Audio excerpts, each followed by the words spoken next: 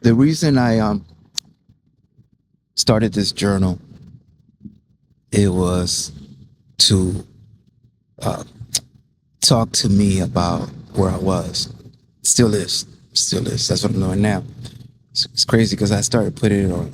I uploaded because if something happens to me, and if someone would ever have questions about the struggles that I've been through, or maybe even get help from the struggles, from my example, this is why. Right? And it's crazy because I've been, people started subscribing to this channel that is not even a channel. It's like a garbage dump of emotions in my journal.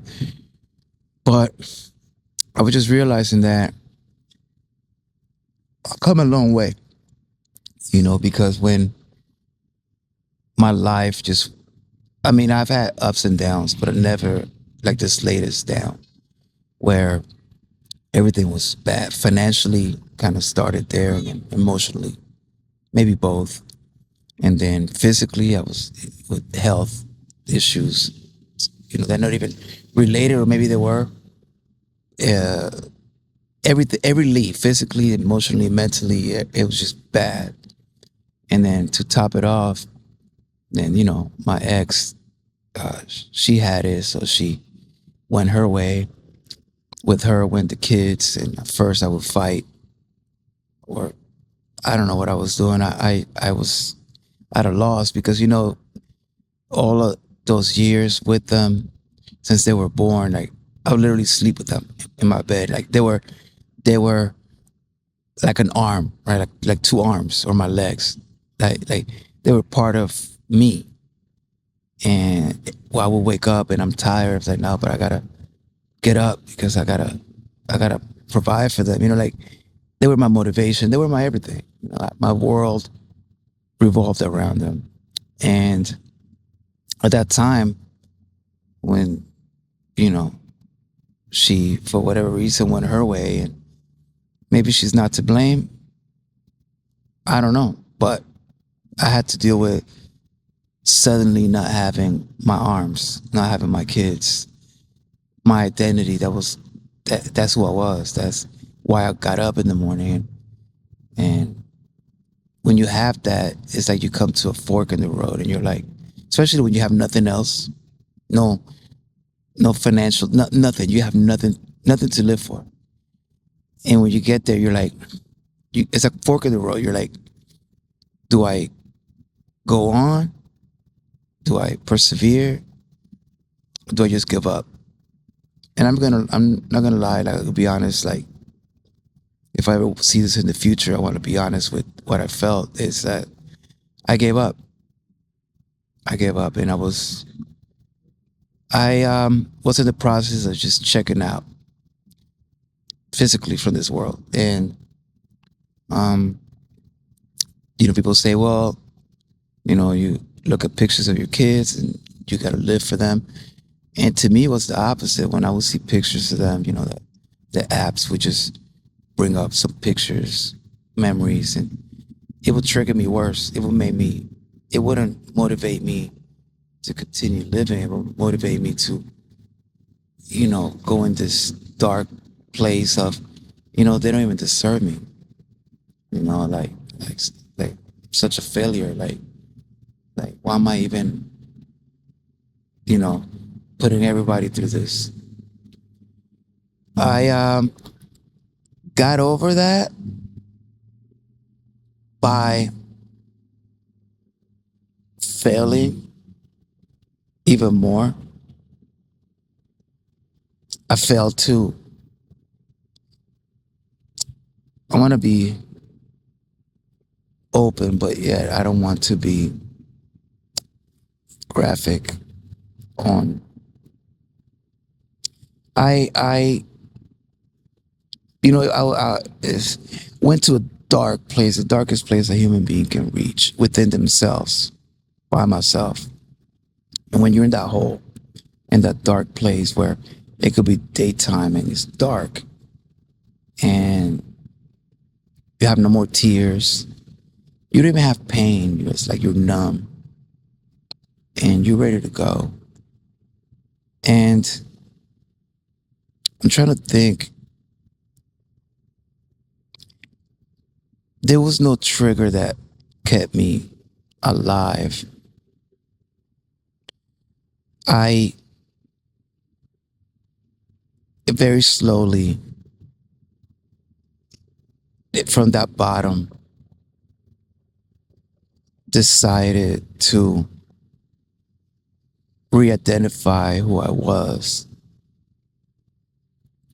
because the person that I was had died, for sure. That person that I was died in every aspect, and it was about to die physically. And I, maybe I did, I don't know.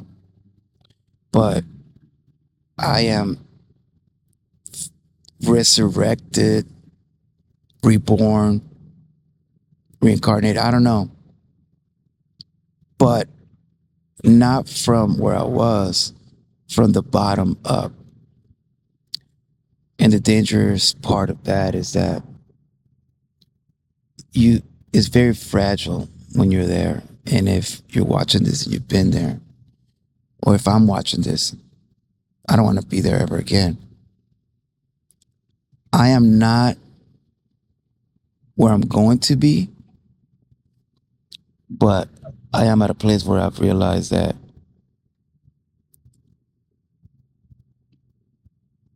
it, it's all meaningless, and at the same time, it means everything. I want to use the right words. I'm not really expressing what I want to say. When my ex, she literally abandoned me, right? Because I was at my worst. And maybe I wasn't able to give her anything else. I had nothing else.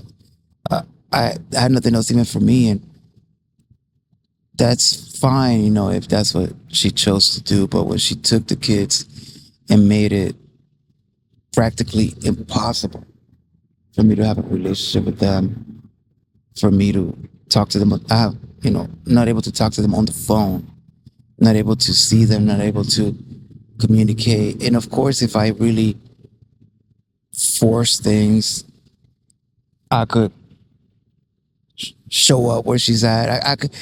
I could make life a living hell for everybody if I wanted to take that path. But I chose to allow her to do what she wanted to do, which is maybe she feels the kids, she comes from a broken home. So to her, a father is not that important in the life. And for me to try to fight against that way of life, it would just put me in a deeper hole. So I had to reimagine myself beyond the father, right? Like, in a way, I had to become not a father anymore, which was a very painful process. But I was already at the bottom and drowning in pain, so it didn't really hurt. It was just a realization of, fine, you took a father from your kids and took a kids from their father, and I could blame her, but I just blame me. It's just I couldn't continue to fight two fights. I couldn't continue to fight me and at the same time fight her. I had to make a choice. If I would have continued fighting or struggling to get a 5-minute conversation with my kids, I was going to end my life. I was. And I even got messages where she's like, do it. I had to pick a fight, and I had to pick first me, because if I don't win the fight against me, I'm definitely not going to win any other fight. So that allowed me to sit up and start standing up and as a different person, a different human being, with the sacrifice that my kids, you know, your mind plays tricks. The worst scenarios come to place, and I had to sacrifice that to stay alive as a human being. And I put this in the journal because I was realizing that I probably made the right choice, although neither one was less painful.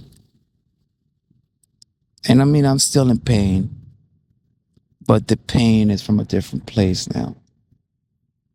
Is it fragile? Is my state fragile?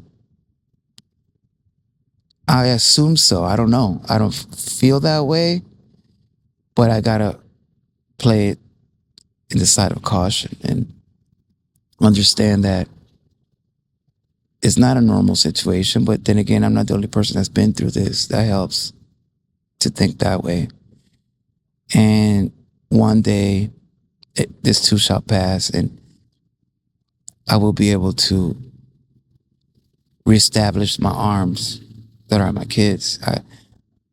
I know, or I hope that that's the case. And part of these videos are even for them, in case I never get to reconnect with them before it's too late, that they know that I thought about them constantly and I love them. That's my journal entry right now, because I thought, man, if something happens to me, they're going to have so many questions. But I never abandoned them, not in my mind. And it's hard to explain the difficulties of dealing with external factors like someone, I've grew up with friends or people that I know that, man, like the mom would just be on the dad. Hey, you got to see the kids. Hey, you got to pick them up. Hey, you got to, like they would be like harassing them to be in the kids' lives. And I wish I had that harassment. I wish I had that ease. And I can't wish anything. It is what it is, and life has given me what I can handle. I've been able to handle it up to this point. So, but if my kids ever watch this, I want them to know that they never left my mind 1 second. And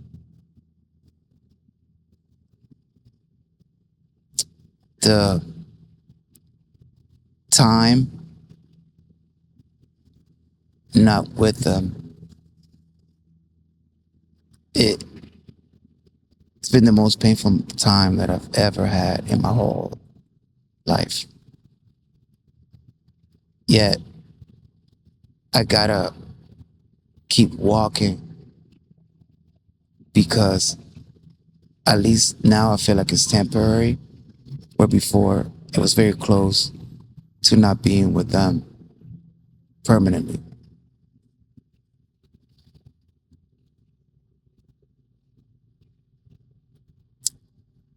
So if you're going through something like this, choose you. Don't choose the pain. Don't choose the conflict. Don't choose the wrong fight. Choose you. Put your gas mask on. Be patient. Wait it out. Be resilient. This too shall pass. That's a message for me, for future me. Remember now? Remember back then? Yeah. We come upstairs. We have climbed the ladder from the floor. So let's never come back down.